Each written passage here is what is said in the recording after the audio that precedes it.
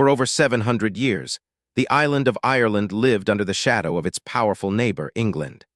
This is the story of how a small nation fought for its freedom, through famine, rebellion, and war. It is a story of suffering, courage, and a dream that refused to die. To understand it, we must go back centuries, to when English rule first took hold. England slowly took control of Irish land, laws, and lives. Much of the best farmland was given to English and Scottish settlers. The native Irish, mostly Catholic, faced harsh laws that stripped their rights. They could not own land easily, hold office, or even practice their faith freely. For generations, resentment quietly simmered beneath the surface. But nothing would shake Ireland to its core like what came next, the Great Famine. In 1845, a disease struck the potato crop, the food that millions of Irish depended on to survive. The potato was the main food for the poor. When it rotted, hunger spread fast. This became known as the Great Famine, one of the darkest chapters in Irish history. Yet during these years, Ireland was still exporting food to England. Grain and livestock left Irish ports while the people starved. This deepened the anger. Around 1 million people died from hunger and disease. Another 2 million fled the country, sailing to America and beyond. In just a few years, Ireland lost a quarter of its entire population. Many Irish believed England had failed them when they needed help most. The famine left a deep wound and planted the seeds of a fierce desire for independence. In the decades after the famine, a new generation of Irish began to dream of self-rule. Some sought freedom through politics, others believed only force would work. A cultural revival swept the land. The Irish language, music, and sports came alive again. People began to feel proud of being Irish, distinct from England. Movements pushed for home rule, the right for Ireland to govern its own affairs. For years, home rule was debated, promised, and delayed again and again. But not everyone wanted it. In the north, many Protestants wished to stay with Britain. Ireland was becoming divided between those who wanted independence and those who did not. Then in 1914, the world was thrown into chaos. The First World War began. Home rule was put on hold as Britain turned all its focus to the war. Thousands of Irishmen joined the British Army, hoping loyalty would earn Ireland its freedom. But a small group of rebels saw the war as their chance to strike for independence. On Easter Monday, 1916, they launched a daring rebellion in Dublin. This became known as the Easter Rising. A few hundred rebels seized key buildings and declared an Irish republic. They knew the odds were against them, but they hoped to inspire a nation. For 6 days, they held out against the might of the British Army.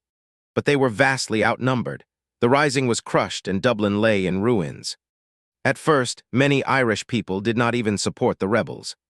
But then Britain made a fateful decision that changed everything. The British executed the leaders of the rising, one by one. These executions shocked the Irish public and turned the dead rebels into martyrs. Sympathy for independence exploded across the country. A political party called Sinn Féin rose to lead the movement. In the 1918 election, Sinn Féin won a landslide victory across most of Ireland. Instead of going to the British Parliament, they formed their own. They created the Dáil, an independent Irish parliament in 1919. They declared Ireland a republic, independent from Britain. Britain refused to recognize it, and so the conflict turned to war. This was the start of the Irish War of Independence. It was not a war of large battles, but of ambushes, raids, and guerrilla tactics. Small Irish units struck quickly, then vanished into the countryside. A young leader named Michael Collins became the mastermind of this new kind of war. Collins built a network of spies and struck at British intelligence from the shadows. Britain responded by sending in tough paramilitary forces. These forces became known as the Black and Tans, feared for their harsh reprisals. The violence escalated on both sides, and ordinary people were caught in between. Towns were raided, homes burned, and the cycle of revenge deepened. The war was brutal, exhausting, and painful for everyone involved. By 1921, both sides were worn down. It was time to talk peace. In late 1921, Irish and British leaders signed the Anglo-Irish Treaty. It gave most of Ireland its freedom, creating the Irish Free State. But it came with a heavy price that split the nation. 6 counties in the north would remain part of the United Kingdom. and Irish leaders had to swear an oath of loyalty to the British crown. For some, this treaty was a huge step toward full freedom. For others, it was a betrayal of the republic they had fought and died for. The disagreement was so deep that it tore the independence movement apart. Former comrades who fought side by side now stood against each other. In 1922, this division erupted into a tragic civil war. The Irish Civil War pitted those who accepted the treaty against those who rejected it. It was a bitter and painful conflict, fought between former friends and allies. Michael Collins, the hero of the Independence War, was killed in an ambush. The man who helped win freedom died at the hands of his own countrymen. After about a year, the pro-treaty side won, and the war ended in 1923. The wounds of this civil war would shape Irish politics for generations. But the Irish Free State had survived, and slowly it grew stronger. Over the following decades, Ireland steadily loosened its ties to Britain. In 1937, a new constitution made Ireland almost fully independent. Finally, in 1949, Ireland was officially declared a republic. But the story was not over. The North remained a part of the United Kingdom. Northern Ireland had a Protestant majority who wished to stay British. But it also had a large Catholic minority who felt trapped and unequal. For decades, this division caused deep tension and resentment. In the late 1960s, this tension exploded into violence known as the Troubles. For 30 years, Northern Ireland suffered bombings, riots, and bloodshed. Thousands of people on all sides lost their lives in the conflict. Finally, in 1998, a historic peace deal was reached. It was called the Good Friday Agreement, and it largely ended the violence. Peace, though fragile, finally came to Northern Ireland. Today, the Republic of Ireland is a free, modern, and prosperous nation. It has its own government, its own culture, and a proud place in the world. Once one of the poorest countries in Europe, it became one of the most successful. The Irish language and culture, once suppressed, are celebrated again. Millions around the world proudly claim Irish heritage. From America to Australia, the Irish spirit spread far and wide. The long struggle for freedom shaped the nation Ireland is today. It is a story of resilience, of a people who never gave up their dream. A reminder that even the smallest nation can shape its own destiny. The struggle was long and painful, but the dream of freedom endured. So what can we learn from Ireland's long road to freedom? First, that the desire for freedom can survive even the darkest times. Through famine, war, and division, the Irish never abandoned their dream. Second, that freedom often comes at a heavy and painful cost. Many lives were lost, families were broken, and the nation was scarred. Third, that division can be as painful as any foreign enemy. The Civil War showed how a shared dream can split a people apart. And finally, that even small nations can change the course of history. Ireland's struggle inspired other nations seeking their own freedom. A small island proved that determination can overcome even a mighty empire.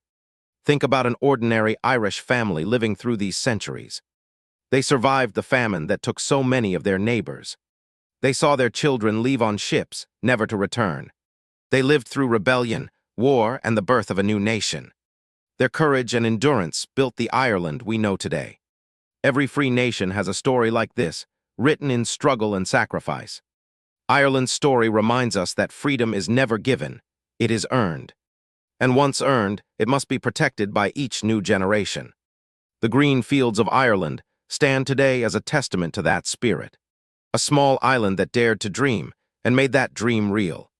As we near the end of our story, let's remember why it still matters today. Ireland's journey shows that history is shaped by ordinary people, not just kings. Farmers, teachers, poets, and workers all played their part. Their collective courage changed the fate of an entire nation. And the relationship between Ireland and Britain continues to evolve today.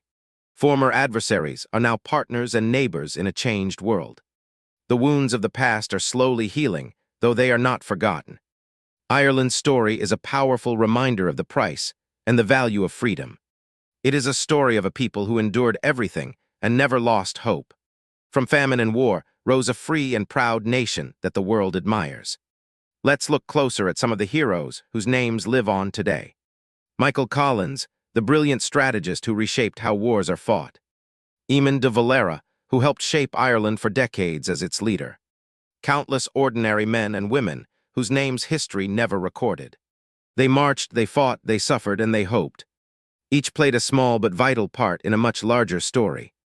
Their sacrifices were not in vain, for Ireland stands free today, and their story continues to inspire people around the world. A reminder that hope and courage can outlast even the longest night. The story of Ireland is the story of the human spirit itself,